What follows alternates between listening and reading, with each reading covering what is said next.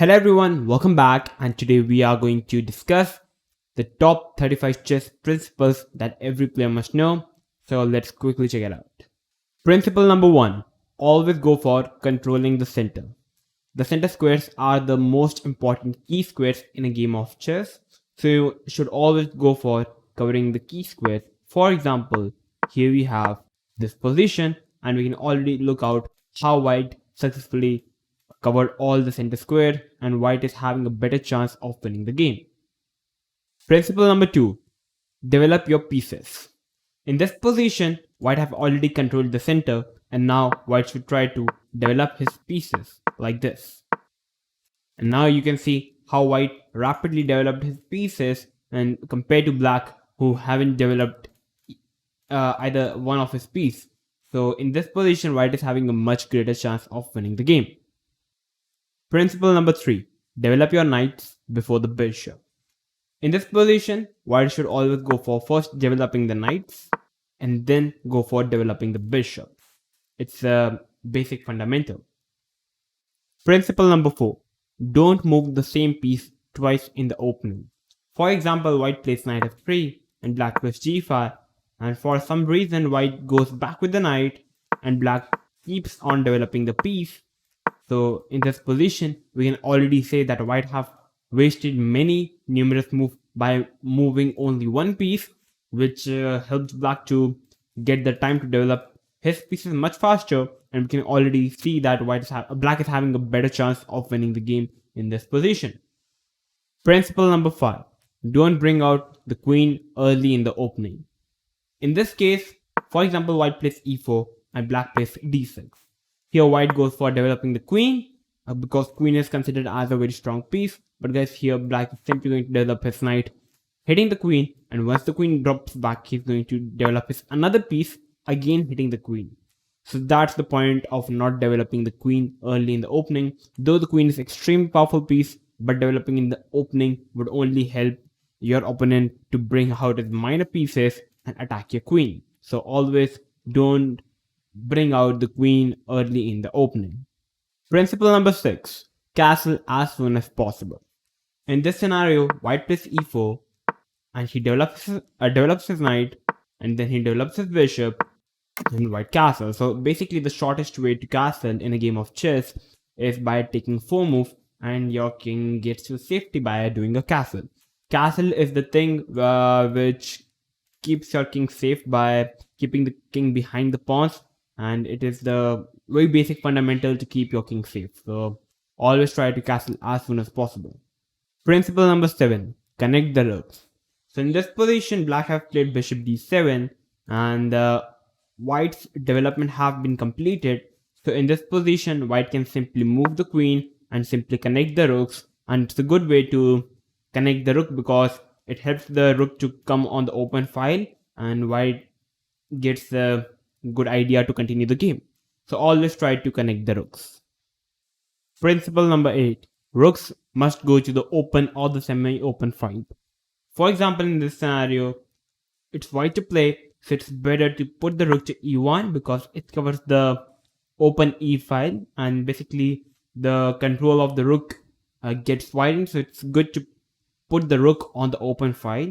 And for example, if black plays something and white can put another rook to the d file, so whenever there in a particular file there is only a single pawn, it is considered as the semi-open file.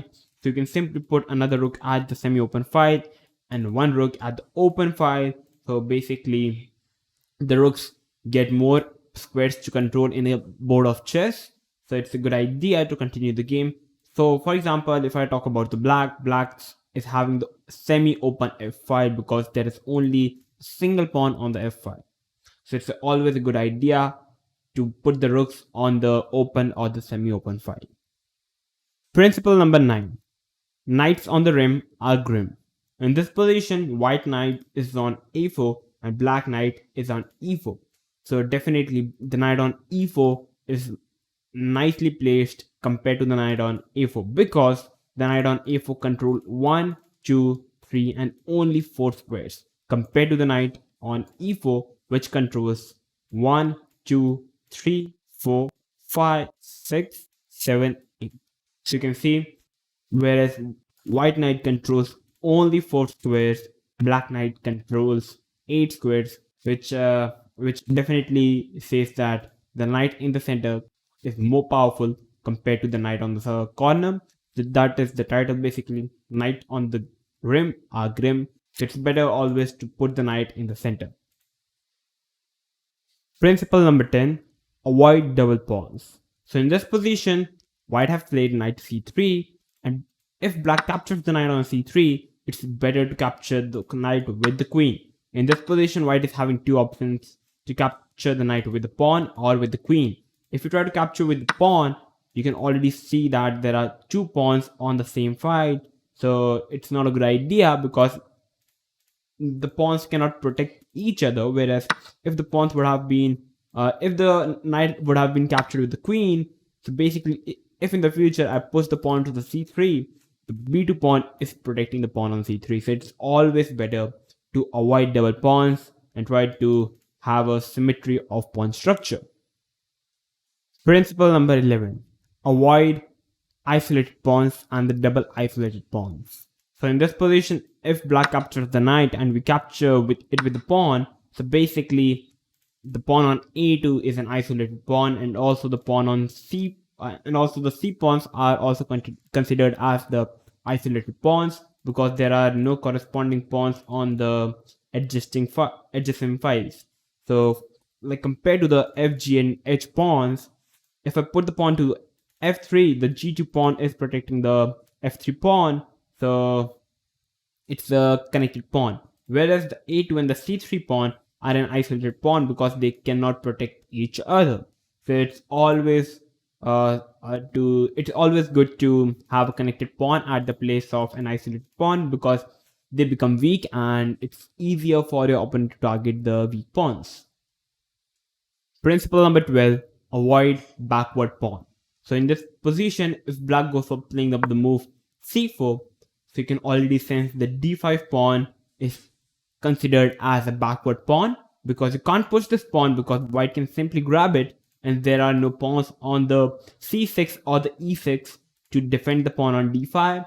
So the d5 pawn is simply a complete weakness, and white can simply exploit that weakness by putting the rook to e5 and simply capturing the e5 pawn. So it's always a bad idea to have a backward pawn. So always try to avoid the backward pawn. So if the pawn would have been on c6, it would have been a good pawn symmetry. But as you can see, the pawn is on c4 and there is a pawn on d5. It's a backward pawn. So always try to avoid the backward pawn. Principle number 13, don't trade a bishop for a knight without a good reason. The reason is quite simple because in this position, there are many players who simply go for trading the pieces. But guys, in this position, black simply captures it back. And though definitely black is having the double pawns, but in the exchange, black is having the bishop pair, and also black is having this semi-open file, and there is not a good reason for white to capture the knight because it simply opens up the black position to develop the bishop. So don't try to trade the bishop with a knight if there isn't any good reason. Principle number 14, avoid moving the pawn in front of your king. So basically in this position, the king have been castled and it's white to move. So there are many players who goes for playing up the move like g3. It's not a good move because it simply weakens up the light square and your opponent simply can dominate it by putting the bishop on h3, and you can see how black can simply dominate the square. So basically always try to avoid. Principle number 15, don't try to open the center if your king haven't castled. So in this position, black has successfully castled, and it's a good move for white would be to simply castle in this position. But there are players who simply try to open up the position by playing the move d4. So it's not a good idea to open up the position if your king haven't castled yet, because black can simply capture the pawn, and in the future, if your king is in the center, black can simply put the rook to e8 and try to hunt down your king. So it's not a good idea to open up the center if your king haven't castled. Principle number 16. Two minor pieces are generally better than a rook and a pawn. Though though two minor piece and a rook and a pawn is equal in material, but it's a bad idea to give up the two minor pieces for a rook and a pawn as they are more powerful. For example, there are many players who capture the knight with a pawn and basically have this position, give up the two minor piece against for a rook and a pawn. It's not a good idea, so don't do that because two minor pieces are more precious than a rook and a pawn. Principle number 17. Three minor pieces are considered better than a queen. The reason is quite simple, though they're equal in terms of material, but the coordination of three pieces can be way more powerful compared to the lone queen. So always know that three minor pieces are more powerful than a queen. Principle number 18. Rooks are very strong on the 7th rank. So in this position, white can simply get this rook on the 7th rank. And it's extremely powerful. As you can see, it hits the pawn on c7. Basically, the rook on the 7th rank hits every pawn of black, so it's not a good position for black to continue the game. And if I talk about black, it's good for black if they put the rook to the 2nd rank. So because for black it is the 2nd rank, and for white it's the 7th rank. So basically, yeah, the rooks on 7th rank are extremely powerful as it hits majority of the pieces of your opponent. Principle number 19. Double rooks on open file are very strong. In this position, white can simply continue the game by putting another rook to the e1 because one rook is already covering a file, so basically getting another rook into the game is a good idea because in this position, black can't put the rook to e8 to challenge another rook because it would simply lead to a checkmate. Whereas in the position where we played rook d e1, if we played something else, then definitely black can consider to put the rook to the e8 because after a rook trade, black would be the one having the open file. So it's always good to put the double rooks on the open file to try to get as many spaces powerful. So it's always a good idea. Principle number 20. Bishop pair are always better than knights in an open position. For example, in this position, the bishops are extremely open because they can control as much space as they can because it's a completely open position compared to the knights. Which are not so strong in this current position. So it's always to have the bishop pair in an open position. Coming to the principle number 21. Knight pair is always better than the bishop pair in a closed position. As you can see in this position, the position is simply closed. Basically, the bishop pair is doing nothing but are simply useless because they are simply stirring up the pawns compared to the beautiful knights, which can simply jump around and simply capture the pawns. So that's the reason the knight pair or even a single knight is better than the bishop pair or the bishop in a closed position. Principle number 22. The best way to deal with a flank attack is to open the center. So for example, in this position, white successfully castled, and here black played the move g5.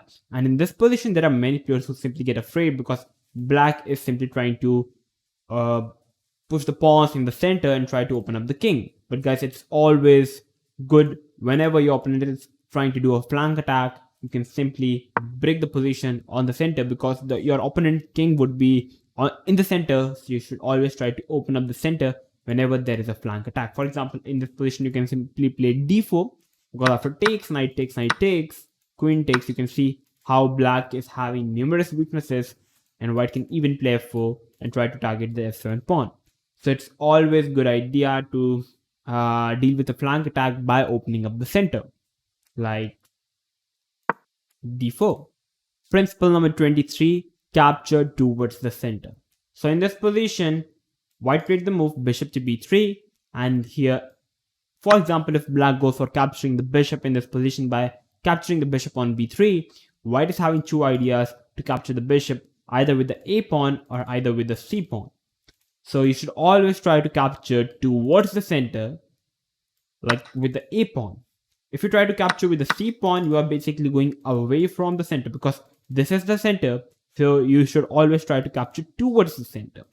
And one more advantage of capturing with the a pawn, you are capturing towards the center, but you are also opening this semi-open file, and the rook, as you can see, is taking control of the semi-open file, so it's a good idea for white. Principle number 24, utilize the king in the endgame. So in this position, we have a rook endgame, and it would be a bad idea if white don't use the power of the king, because white can simply pull up the king to g2, and the idea is very simple. White can simply bring the king and target the base of the pawn on g7, and it's a good idea to continue the game by utilizing the king. So definitely it's always a good idea to utilize the king in the end game. Principle number 25, the rooks should always go behind the passed pawn.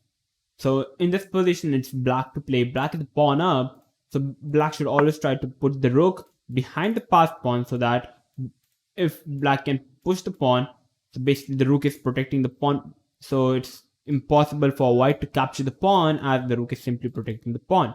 So it's always a good idea to put the rook behind the passed pawn. So for example, if black doesn't go for putting the rook behind the passed pawn and he put it horizontally, so in this position, white can be the one putting the rook behind the passed pawn. So basically in this position, black can never ever in the future try to push his g pawn, because the moment he pushes, white is simply going to capture the pawn, and black can't even move the rook from this 5th rank, because the moment black rook move, white can instantly capture the g5 pawn. So basically the rook and the pawn have been immobilized in this position, so it is not a good position for black. So just remember, rooks should always go behind the passed pawn. Principle number 26, two connected passed pawn on the 6th rank will beat the rook. So in this position, white is having 2 pawns and 1 pawn is on the 6th rank, and it's white to play, so it's winning in this position, because white can simply put another pawn to the 6th rank and it's completely winning, because if black tries to put the rook to d6, trying to attack both the pawns, I can simply push the pawn and you can't capture, because the white will simply make a queen. And coming back, if you try to stop the pawn by making a queen, white can push another pawn and you have to capture, and white can simply make a queen. And if I go back to the position, so if in this position, if it would have been a black to play, for example, if I make a waste move like king f1, now it's black who is completely winning, because black can simply black can simply put the rook to c4 and simply stop this pawn from advancing. You can't push this pawn because rook will simply capture, and you can't push even another pawn because black will simply capture the pawn. And after pushing, I can simply stop it. So basically, after rook c4, you have to move the king, and here black can simply put the rook to c5, hitting both the pawns. And eventually, after the king move, you can capture, and black can simply capture both the pawns. So basically, the connected two passed pawns on the 6th rank can beat a rook, but only if it's white to play. And because if it's black to play, then you can see how black can stop white from winning the game. Principle number 27, attack the base of the pawn chain. So in this position, as you can see, white is having a strong pawn chain. So if you want to destroy this pawn chain, you must always go for the base pawn.